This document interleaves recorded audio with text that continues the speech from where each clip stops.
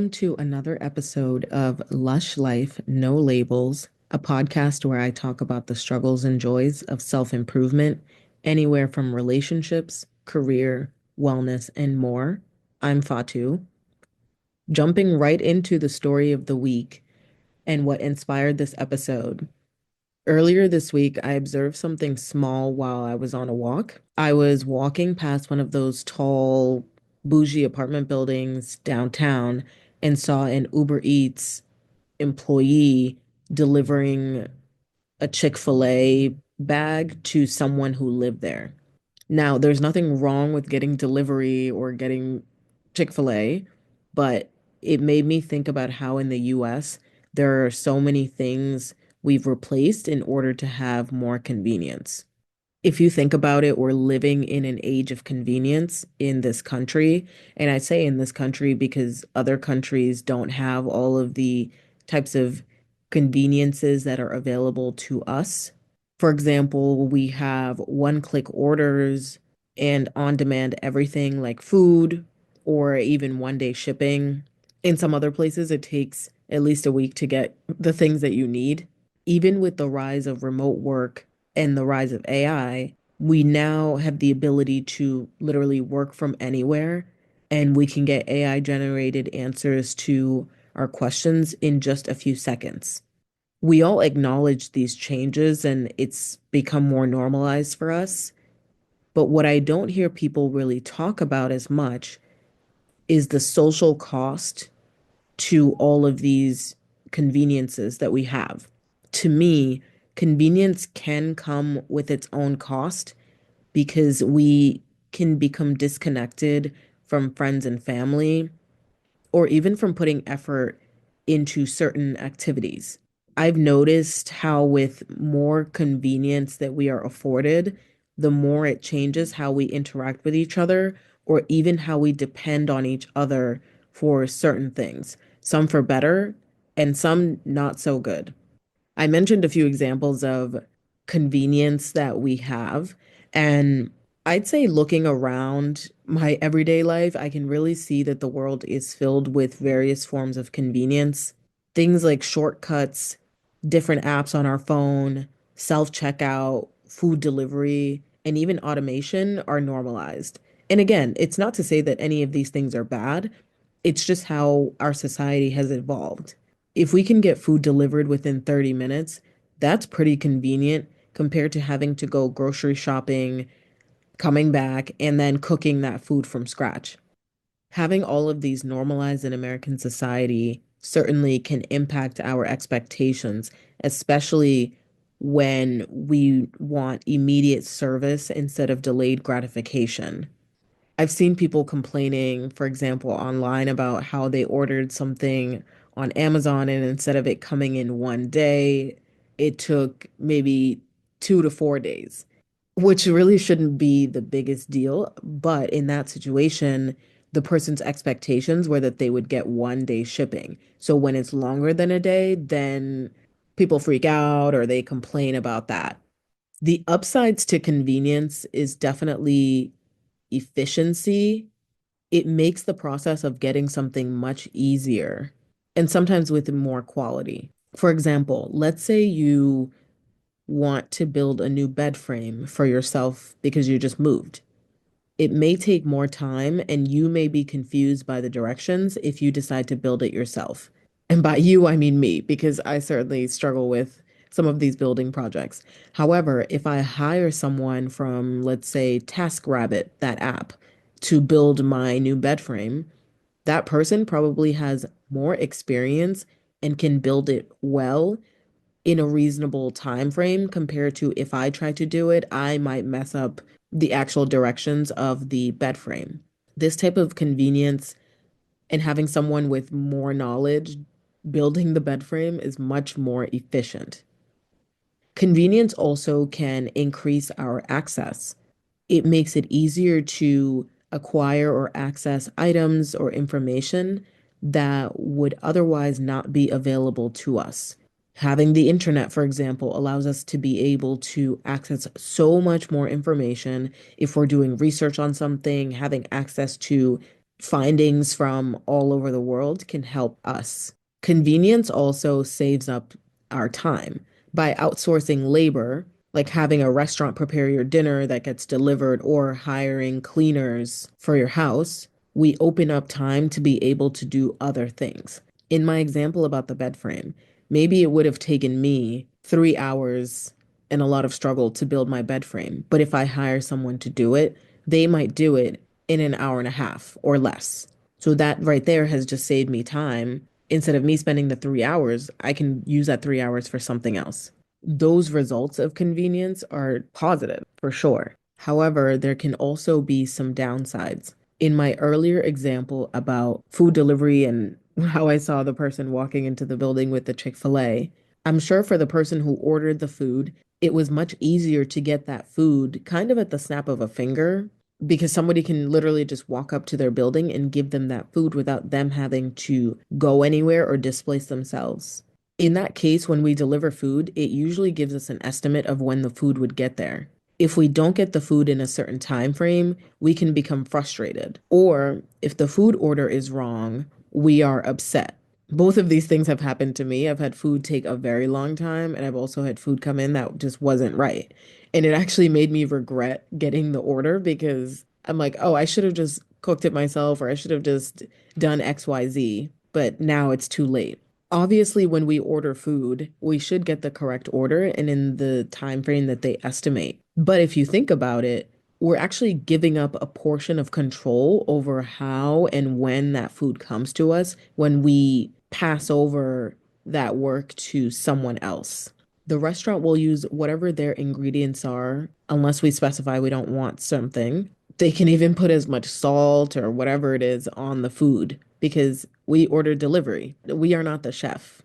If we order the food for delivery and there's a queue, then the food might be delivered more than an hour after it was ordered, and then it might get cold by the time it gets to you.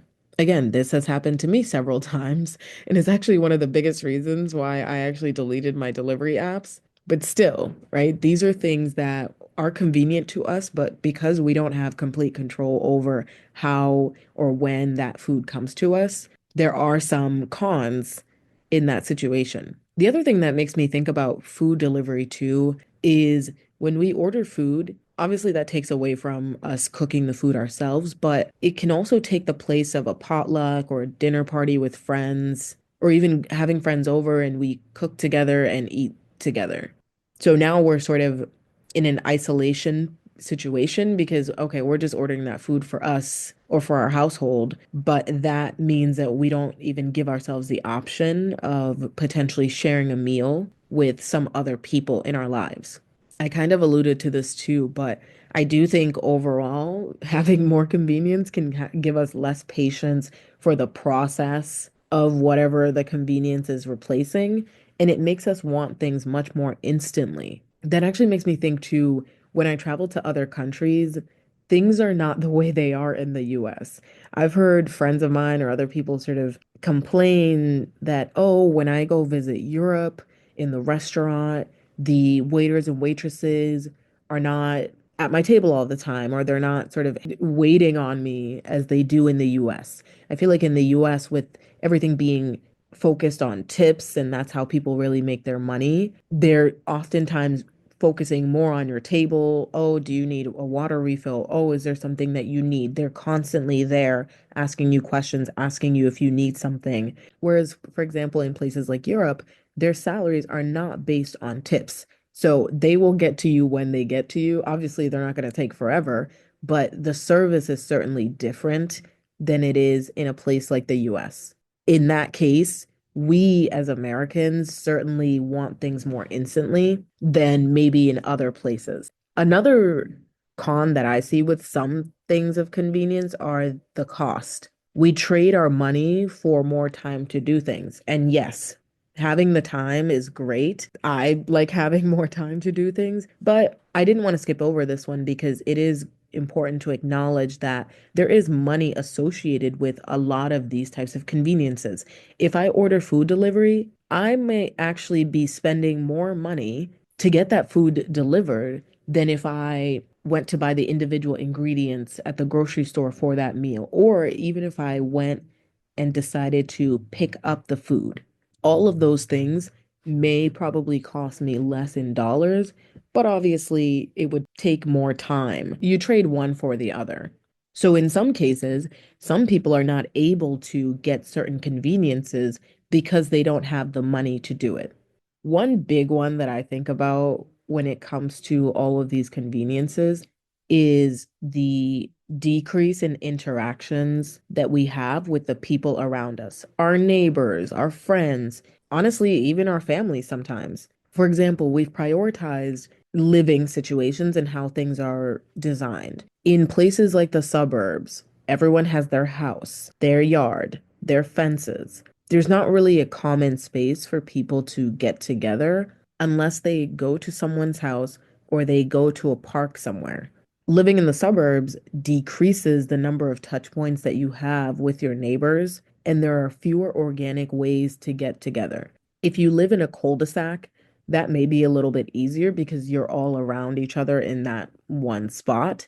And I often can see kids going out on their bikes and playing together in the cul-de-sac, and people can sit outside in their yards and sort of chat with each other. But overall, a place like the suburbs, which is very prominent in the US compared to other places, that definitely keeps us away from other people. And that's one of those conveniences where yes, you can have your own house, you can have your own space away from other people. And there's nothing wrong with wanting those types of things, especially if you have children and you need a bigger place. It is important to acknowledge that there are cons to having things be so separate and to have things be so me in that type of way.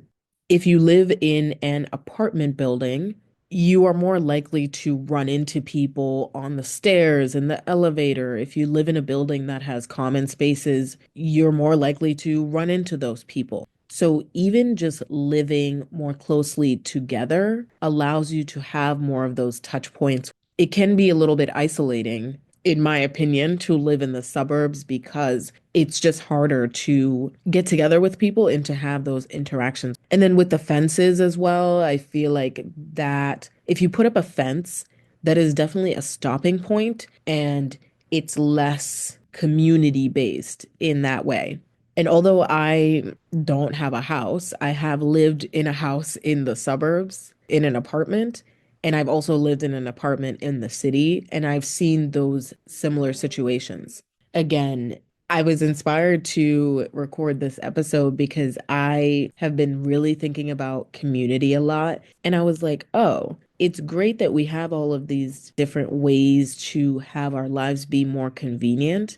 But some of that convenience can definitely take away from how we socialize and interact with each other. And one of the things I thought about was if everything is convenient or easy, does that still give us the opportunity to grow? Because sometimes we do grow in moments of a challenge or differentiation. But if it's convenient or super easy to obtain or to have, then are we really just staying stagnant? I don't have an answer to that, but it is something to be aware of. Let's say you're someone who likes to work out and you have a pretty consistent workout routine. There is a convenience to having a fitness app at home or even doing YouTube University like me, because it gives me flexibility on when I can work out. And it's likely much cheaper or free compared to going to an in-person class. If I go to an in-person class, now I have to travel there, I have to do XYZ, I have to come back. So that can be inconvenient compared to working out at home. And I've done in-person fitness classes before, and there is a sense of community and togetherness that I get when I work out alongside other people.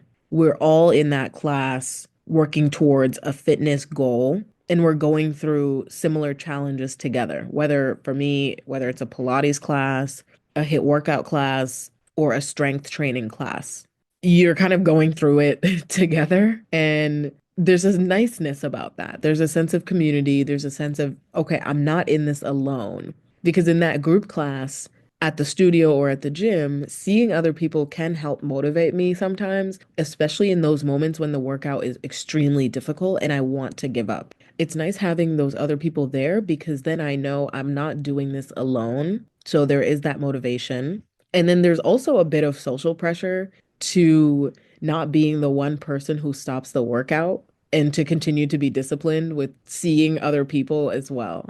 So I think that's pretty nice. And I think that's a really good quality about being in a group fitness class or even just being at the gym, seeing other people there. When I work out at home, I am solely responsible for motivating myself. If I want to give up and not finish a workout, then I can. Because as Sheree said on The Real Housewives, who gonna check me, boo? I'm really the only person to check myself if I'm by myself. And in those moments where I do want to give up during a home workout, being around other people could help me keep going. So again, that example, there are pros and cons to working out alone at home versus being in a class. And it's good to be aware of those pros and cons. And then it's up to you to choose what works better for you. And maybe you switch it up a little bit. For me, sometimes I will decide to do an in-person class. Sometimes I'll work out at home. So I don't need to just pick one of these things. I can just pick it based on what my goals are for that workout or what it is that I'm feeling more in the mood to do. Some of our convenience can also support our growth. Having the internet is really important and is really helpful for learning because there are so many resources online. If I'm working on a research paper, maybe I don't have access to all of the books, but I might have access to a lot of PDFs or other resources online. Having things like YouTube are really helpful. Let's say I am in school and I want to get better at one of my subjects. YouTube videos can be really helpful to build on my knowledge of that subject that I might be struggling in because the people online may present information in a way that helps me better understand the subject matter. Maybe I mentioned building furniture earlier. It could be convenient to hire someone on TaskRabbit to come and do it, or it could be convenient for me to watch a video on YouTube of somebody building that same thing.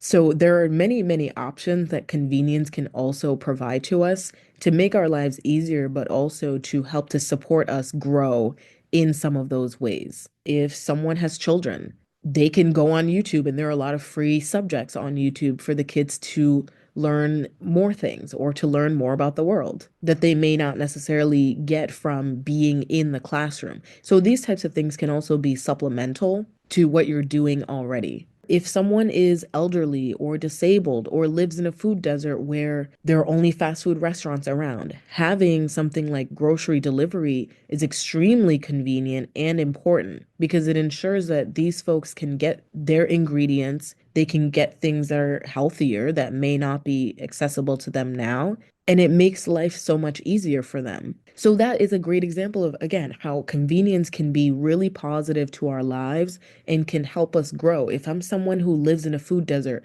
and there are only McDonald's and Burger King around me, but I want to be able to eat healthier, I can look into grocery delivery so that I can get fresh produce and healthier ingredients to try and learn how to cook healthier foods. That is part of our growth as well. So that's really, really important. That's not an example of someone who's just ordering out every night because they feel like it, because it's just easier.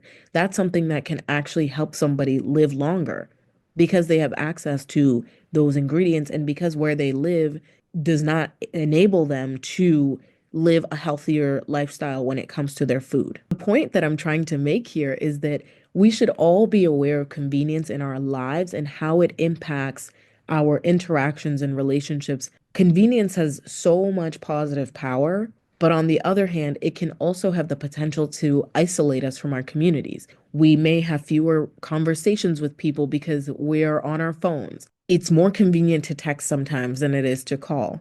So we get much more used to texting. And then if someone calls us, we freak out because we're not used to talking to someone on the phone. So in that case, that's not great that we don't want to talk to people in person, but it is nice to have the option of texting. We also may have fewer shared responsibilities because of convenience. So instead of having a family cleaning day with the kids where you teach them how to do their own laundry or teach them how to do XYZ, you instead have someone come in and cleaning the house Or instead of asking a friend or having a friend volunteer to pick me up at the airport, I'm just going to call an Uber. That Uber might actually be really expensive from the airport. Or I might have to find another way to take the public transit to get home. But now I don't have that touch point with having a friend or a family member come and get me, which would have been what would have happened in the past. And again, maybe people don't have time to pick me up at the airport. That's completely fine. But I sometimes hear people say, oh, that's so inconvenient for me. Oh, I don't want to do that. Just grab an Uber. And it's like, yes, someone can do that, but there's a sense of community. Maybe you give somebody a ride this time, and then maybe they're going to do a favor for you next time. And that's kind of how I think things used to be before. But now sometimes people feel like we're inconveniencing them by asking them something that wouldn't have been a big deal in the past. And I do think it's because of all of these points of convenience that we have. Things like that, in my opinion, can certainly isolate us. And all of these fewer touch points can create more loneliness. It really can create more loneliness. And in a place like the US, we do have a decrease in community. We do have a decrease in those touch points with people. We're more isolated. And it's important for us to be real with ourselves with that and to be real with the fact that, yeah, honestly, that's how our community has become. Not every community is like this. And I'm learning this more and more as I'm trying to get more involved in my community. There are different groups in some neighborhoods that get together to do things. I talked about doing a community activity, and I'm going to be more involved in those types of neighborhood cleanups, getting together, increasing awareness of how the neighborhood is, giving tips on it. Any of those things. And those are voluntary. Nobody's asking me to do that. I'm not being forced to, but I have realized that's something that I want more and more. And I went back home to Guinea in West Africa a few months ago, and I really saw how much community there was. And it really reminded me of when I was growing up there before I moved to the US. There's so much community in so many different ways that people here probably can't even imagine because we've lost those things. One of my goals is to continue to build my community and get more people involved. So if you are somebody who wants to do that, there are still those opportunities. Yes, everything is much more easier. Yes, we have all of these conveniences at the snap of a finger, but I encourage you to think about how would I want to build more community? Do I want to interact with more people just to say hello? You don't need to be stuck with these people. You don't have to commit to something, but it might be nice to be able to have more people to chat with, or even your neighbors. My neighbors and I, when we take out the trash, sometimes somebody else will do it. They'll take it out to the front. And then when I come back at the end of the day, I'll move it to the back and vice versa, which I think is pretty nice. Let's say I get a package and I'm not going to be there. One of my neighbors will just move the package into the front door, which is so convenient because then it decreases the chance of somebody stealing it or something happening to it. And that's such a small thing. But I've lived in places where that didn't happen. And it's really nice to be able to even have those small little things and small little interactions with people that live around us because it doesn't hurt to do those types of things. And I think sometimes we get the point of, oh, it's going to inconvenience me. And yes, maybe sometimes things will inconvenience you, but sometimes people will also do you a favor. And that's how community works. We don't do it to get something out of it right away, but you can get something out of that later on. And then you can build more and better relationships. You can feel a little less lonely as well. So definitely think more about convenience and how that has affected you. And think again about, is there something that you want to do to build your community or to have more interactions with people? A little convenience that we can give up can lead to bigger and better things in the future. Thanks for listening to another episode of Lush Life No Labels. Like and subscribe to Lush Life No Labels on Spotify and Apple Podcasts. This podcast. Leave any comments on these episodes or suggestions of topics you'd like me to talk about. Cheers to your lush life and see you later.